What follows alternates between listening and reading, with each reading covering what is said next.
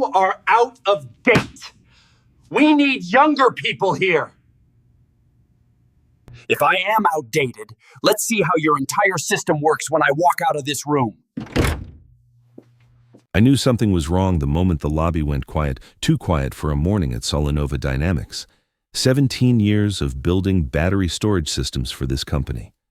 And suddenly, people were looking at me the way you look at someone who's already halfway in the grave. Even the receptionist, who usually greeted me with a smile big enough to power a turbine, kept her eyes glued to her desk like eye contact might trigger an explosion. I didn't even have time to set down my thermos before my phone buzzed. Urgent review, room 5C, 9:20 a.m., no greeting, no signature, no context, just corporate poetry at its finest. I almost laughed. After nearly 2 decades here, that was the level of respect they could muster 8 words in a room number. But before I tell you what waited behind that door in room 5C, let me ask you, are you curious yet? And where are you listening from right now? Because not everyone understands what moments like these really mean. But if you do, follow this channel and subscribe. You'll get sharp stories, real lessons, and the kind of corporate twists people rarely talk about out loud. Now back to what happened next, when everything quietly snapped into place. As I walked down the hall, people peeled off into side corridors as if I were radioactive. Engineers I'd mentored pretended to be deeply fascinated by bulletin boards. A few whispered. One actually turned around and power walked away. Subtlety has never been this company's strength. When I pushed open the door to 5C, the smell of cold coffee and poor decisions hit me instantly. CEO Mason Hale, 34 years old, and convinced he personally invented renewable energy, sat grinning like a man about to deliver a TED Talk on his own brilliance. Beside him was COO Derek Vaughn, already sweating through his collar, a neat stack of papers in front of him. Corbin, Mason began, hands folded like a motivational speaker. The company needs fresh thinking. We're moving away from older structures. Older structures, in Mason speak, meant me, charming. Derek slid a single sheet across the table. Termination. Effective immediately. No performance report, no documented issues, no cause, just pre-signed corporate execution. For a moment, the room waited for me to break, to protest, to beg whatever reaction they rehearsed in whatever half-baked leadership seminar they'd attended. Instead, I smiled, slowly, calmly, almost relieved. "Well," I said, leaning back in the chair, "it's about time. I've been waiting 6 months to hear you say it." Their faces tightened, and that was the moment everything quietly shifted in my favor. I walked out of room 5C without a single raised voice, not even the polite sigh they were probably expecting. Apparently, my calm unsettled them more than any meltdown could. As I stepped into the hallway, HR Director Melissa appeared beside me like a nervous stagehand afraid the star actor might throw a chair. She leaned in, whispering as if corporate walls could sprout ears. "I just hope you won't make a scene. Corbin, we need this transition to stay clean." I almost laughed. A scene that was their fear.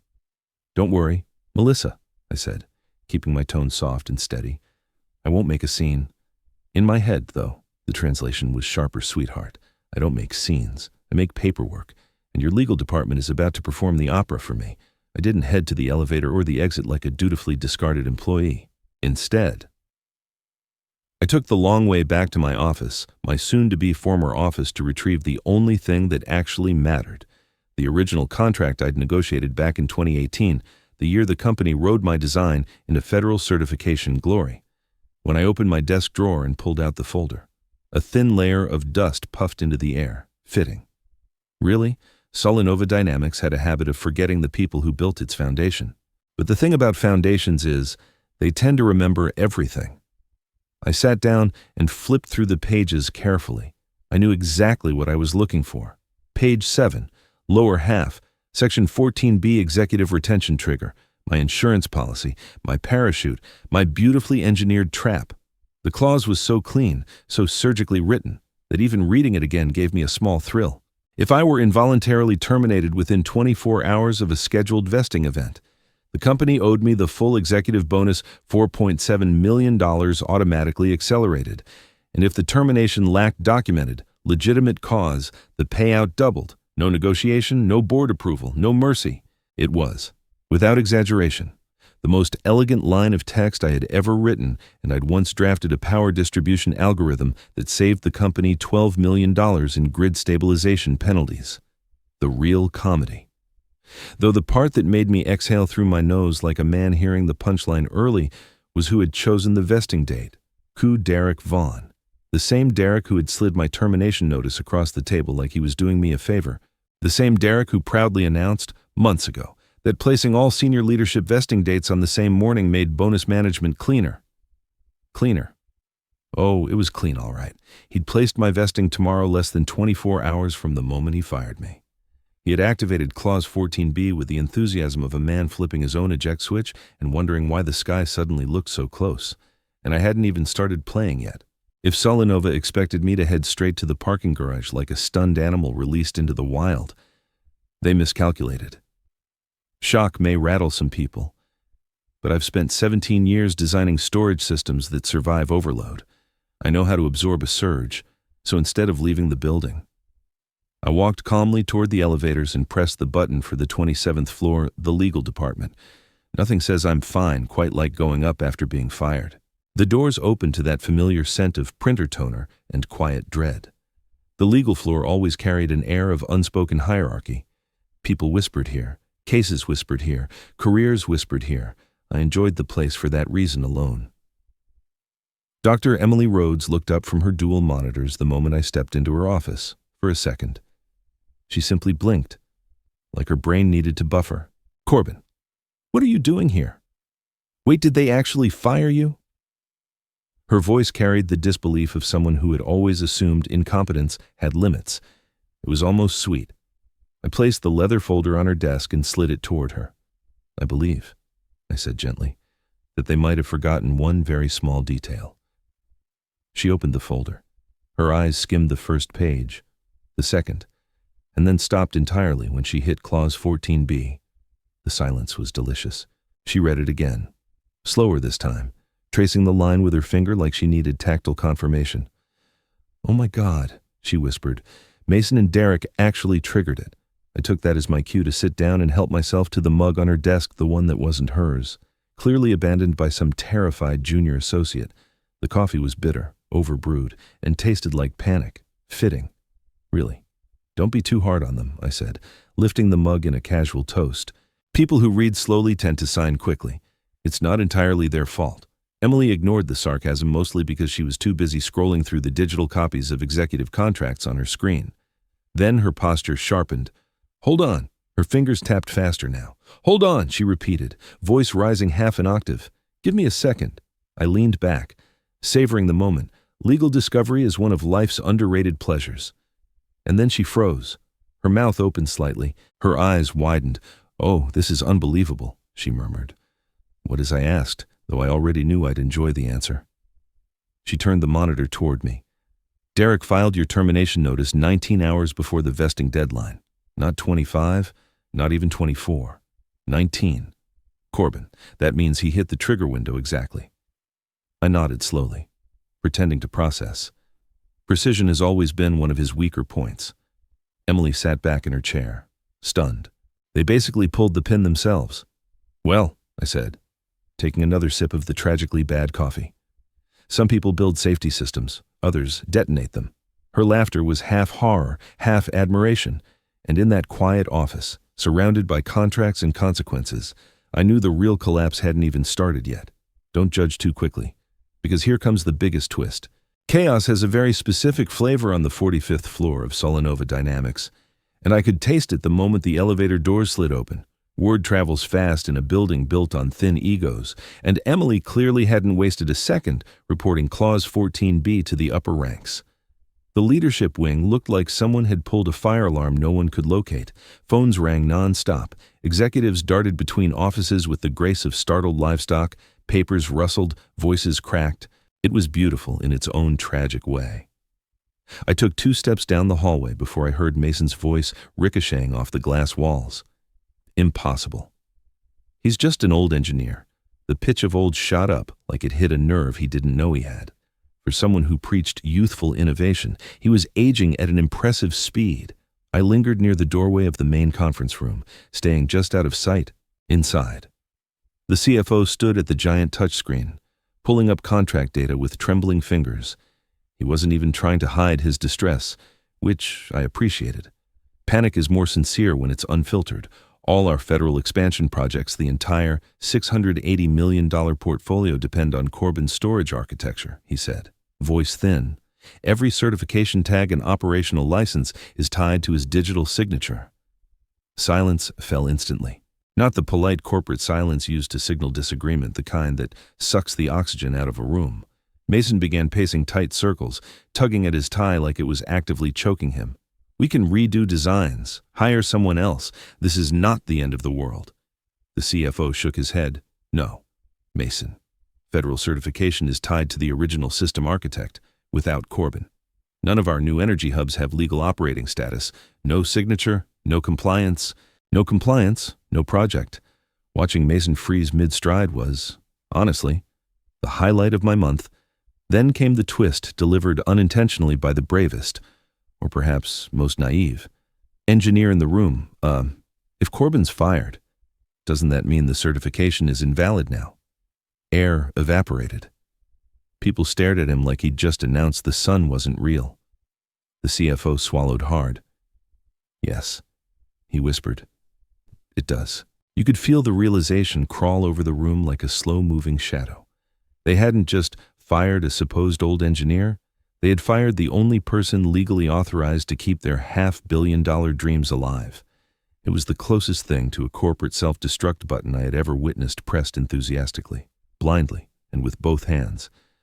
I stepped back from the doorway, biting down a smile. Panic was spreading with artistic precision. I took the elevator back down a few floors, giving them space to implode in peace. The doors closed slowly, and for a second I caught my own reflection calm, steady, bored. It was how quickly the mighty unraveled when faced with their own signatures, down on the quieter floors. Employees moved normally again, unaware of the corporate wildfire raging above them. I walked toward my next stop, ready for the sparks to reach someone who understood consequences. Don't speak up, unless you've seen enough to suspect otherwise. If the panic on the 45th floor was a spark, the emergency leadership meeting that followed was a full-blown wildfire. The moment the glass doors shut behind the executives, the atmosphere turned thick like everyone was breathing recycled dread. I wasn't in the room, of course, but the walls in this building are thin and the egos even thinner. From the hallway, I could hear every argument, accusation, and desperate throat clear. Mason started the show with all the subtlety of a man kicking down his own door. Why am I just hearing about this now? He shouted.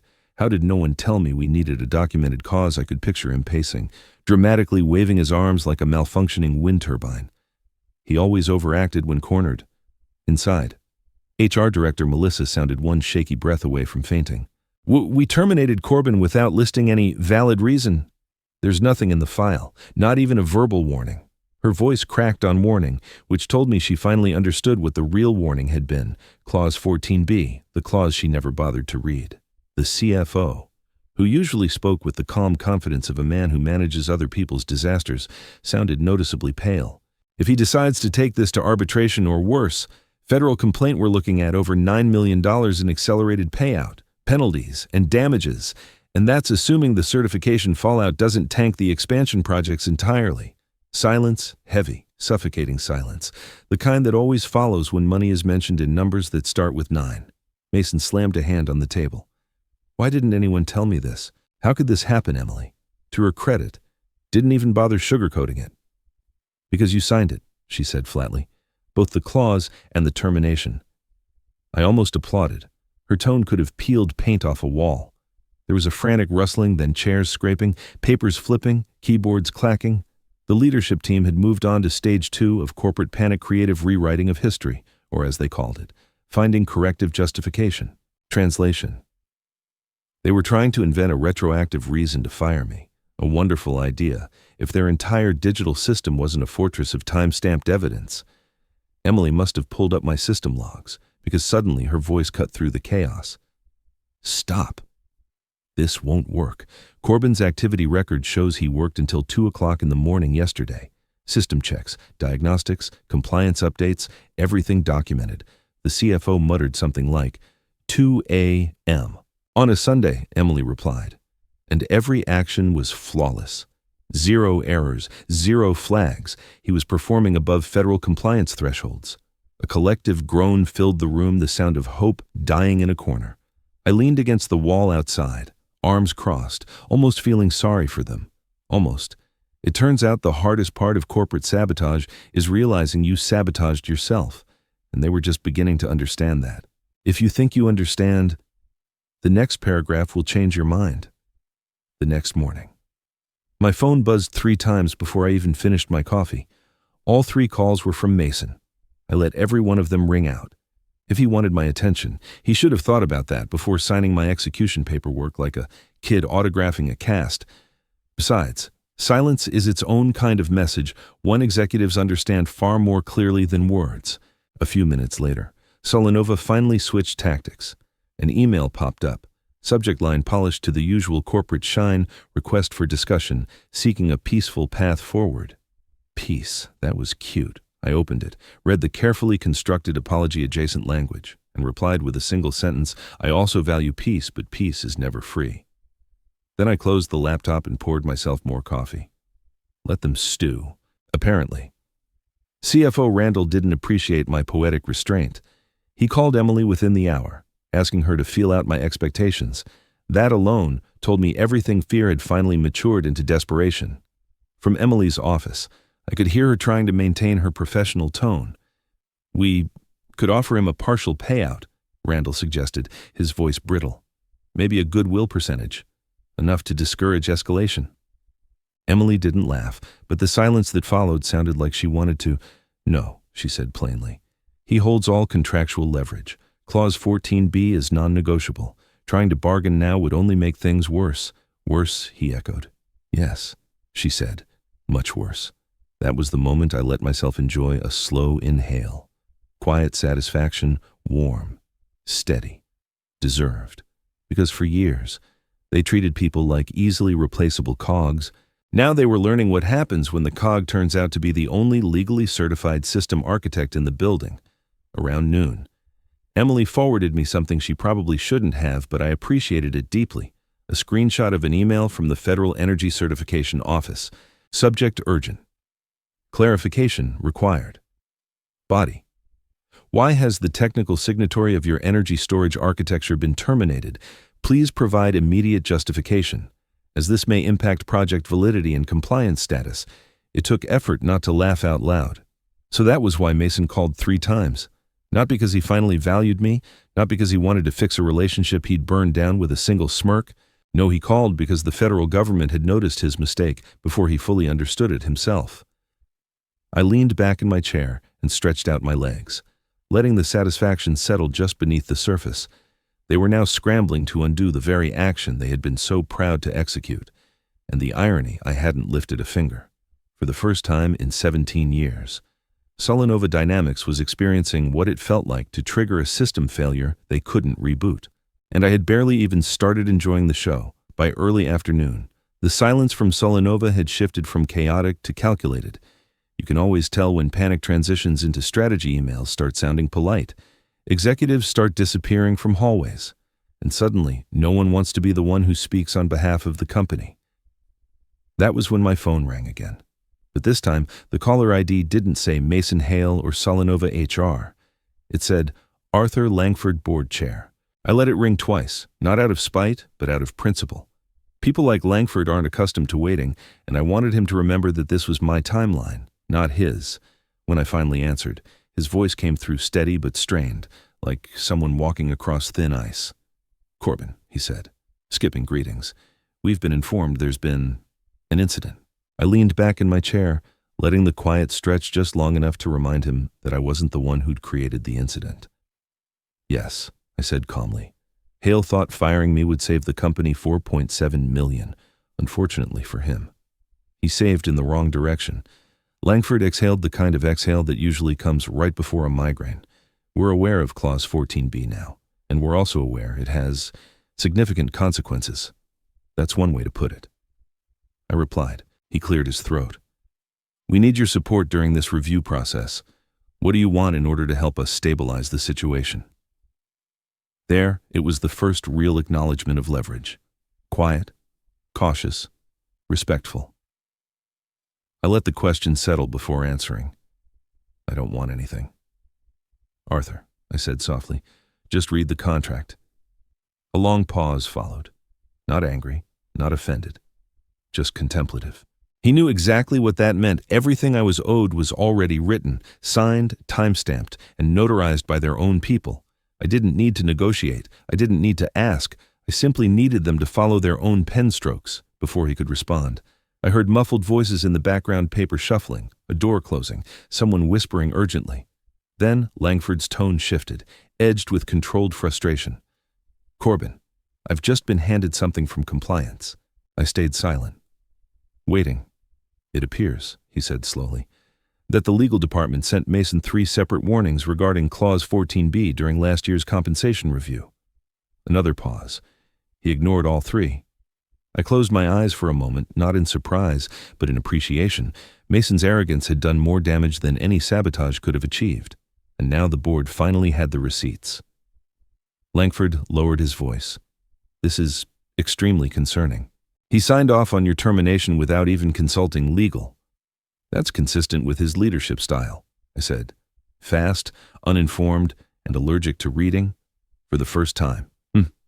I heard Langford chuckle, tired, reluctant, but real. Corbin, whatever happens next, please know the board acknowledges your value. Value. Now they recognized it. Good, I replied, because the next moves are yours, not mine. And with that, I hung up quietly, decisively. Sometimes the loudest power is the one that doesn't raise its voice by the time the board convened later that afternoon. The energy inside Solanova's executive suite had shifted from frantic to funereal. I wasn't in the room. But people talk, especially when their careers are suddenly dangling by a thread held together with legal disclaimers and crossed fingers. Word reached me within minutes. The board meeting wasn't a discussion. It was an interrogation. From what I was told, Mason walked into the boardroom already sweating through his starched white collar. Derek sat beside him, ghost pale, hands clasped so tightly the knuckles looked ready to crack. They were both trying to look composed. Neither succeeded. The CFO stood at the interactive display, cycling through financial projections like a surgeon reviewing scans before declaring a patient terminal. His voice was steady, but the dread underneath was unmistakable. If the 400-megawatt storage project is delayed due to certification lapse, he said, the company stands to lose an estimated $320 million in penalties, cancellations, and failed milestones. Silence, heavy, I imagine the air turning thick enough to drown in. Then he added, this doesn't include reputational damage or potential federal review. That did it. Mason shot forward in his chair, shaking his head furiously. No, we are not paying him. We are not giving that man a dime. His voice cracked on dime, which I found poetically fitting. The CFO didn't flinch. We don't have a choice. Legally, he is owed full accelerated compensation. Absolutely not, Mason barked, thumping the table like he was trying to restart a dead engine. There has to be another way. Across the table, one board member leaned back, expression carved from granite. Mason, he said calmly, you no longer have the authority to refuse. It was the verbal equivalent of cutting his badge in half. Mason blinked. Excuse me, you signed the clause. You ignored legal counsel. You terminated the only federally certified architect tied to our largest project. You created this liability. Another board member chimed in. And you attempted to conceal those decisions from the full committee. The temperature in that room must have dropped 10 degrees. Someone slid a printed packet across the table, emails, digital warnings from compliance, timestamps, everything. The proof of his arrogance, laid bare in black and white ink. Derek, shaking, whispered, We didn't think he'd actually use Clause 14B. The board chair turned his gaze on him. Ignorance is not a defense. And then came the moment I had been waiting for, the moment that arrived in my inbox 40 minutes later as a 3-sentence internal notice. I could picture Mason's face when he heard it, effective immediately. The board of Solanova Dynamics has voted to suspend CEO Mason Hale pending formal investigation, a clean corporate execution. No theatrics, no speeches, just a single, decisive cut. I leaned back in my chair as the notification faded from my screen, feeling that cold, quiet satisfaction settle in my chest. Not revenge, just gravity finally doing its job. The message came in quietly, almost too quietly for what it carried. Just a soft chime from my laptop, no dramatic subject line, no flashing alert, just a simple notification from Solenova's external counsel. I clicked it open, expecting another attempt at negotiation, another plea for collaboration. Instead, the first line froze me for a moment, not from shock but from the clean, undeniable finality of it. Transfer confirmation, $9,400 quarantile bonus payout, violation multiplier, damages. They hadn't even tried to disguise the total. For 17 years, I'd built systems for them, stored power, stabilized grids, saved launches, prevented disasters, and yet this was the first time they moved fast. It was almost touching. Almost. Below the confirmation sat a single sentence, neatly separated by a line break as if it needed space to breathe. Please sign the attached NDA at your earliest convenience. I leaned back in my chair and let out a slow breath. Not laugh, not scoff, just a long, steady exhale. Freedom doesn't always arrive with fireworks. Sometimes it lands quietly in your inbox with a legal signature and 8 digits. I typed my reply without rushing. I'll sign after I receive a written apology from the new CEO. I didn't add emojis, bold text, or legal threats. I didn't need to. Power, at its best, is silent. The response arrived 20 minutes later from the board chair himself. Short and formal. Agreed. And just like that, the final chain loosened. I wasn't expecting the twist that followed, but fate or irony has a way of timing things perfectly. 15 minutes later, another email slid into my inbox, this one from an internal Solenova address. The sender's name made me pause. Mason Hale, suspended, disgraced, publicly humiliated in front of the board, and yet apparently still available to type. I opened the attachment. Dear Mr. West. It began. Written in the kind of stiff, over-sincere tone reserved for award ceremonies and hostage situations, I want to personally apologize for the events that led to your departure from Solenova Dynamics. My actions were misguided, and I deeply regret the consequences they caused. I almost felt bad for him. Almost. The language was painfully earnest. Commend your professionalism. Thank you for your contributions. Recognize the harm caused. You could practically hear him grinding his teeth between sentences. Toward the end, a line stood out. Your work has always represented the highest standard in our industry, coming from the man who once dismissed me as dead weight.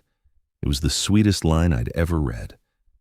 I sat back, letting the victory settle through every part of me, not the loud, vengeful kind, nothing explosive or dramatic, just a deep internal clarity, like someone had finally wiped a layer of dust off the world. I forwarded the letter to legal, attached my digital signature to the NDA, and closed my laptop. For the first time in 17 years, I wasn't carrying Solenova's weight. I was free, and they were still unraveling from the mess they made with their own hands. Victory doesn't always roar. Sometimes it just exhales. Walking out of Solenova Dynamics for the last time felt surprisingly peaceful. No dramatic speeches, no anger simmering in my chest, just a quiet sense of release. Like someone had finally unlatched a door I'd been pushing against for years, after everything they'd put me through. Leaving felt less like a loss and more like stepping back into my own life.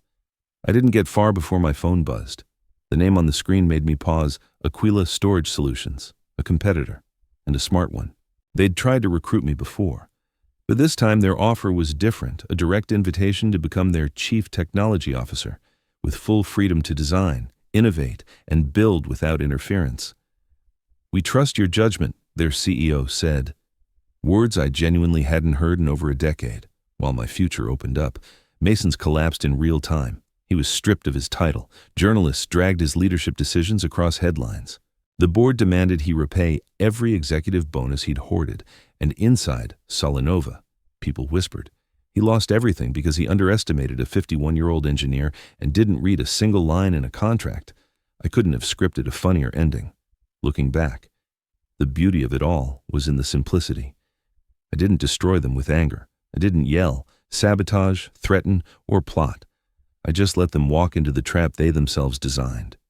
They handed me the clause. They signed it. Then they triggered it with absolute confidence. All I did was step out of the way. And then came the final twist, 2 weeks later. The Federal Energy Commission reached out with an invitation to serve as an official technical advisor. Yes, the very position Mason had bragged for years he deserved someday. Their message was concise and sincere. Your expertise is essential to our national energy strategy. Life has a wickedly good sense of humor. If there's one lesson in all of this, it's simple. You don't need to shout to be heard. You don't need revenge to win. Sometimes the smartest victory is letting others face the consequences they created with their own hands. If this story spoke to you, hit like, share it with someone who needs the reminder, and tell me in the comments where you're watching from. And if you enjoy stories where justice lands exactly where it should, make sure to subscribe. There's plenty more to come.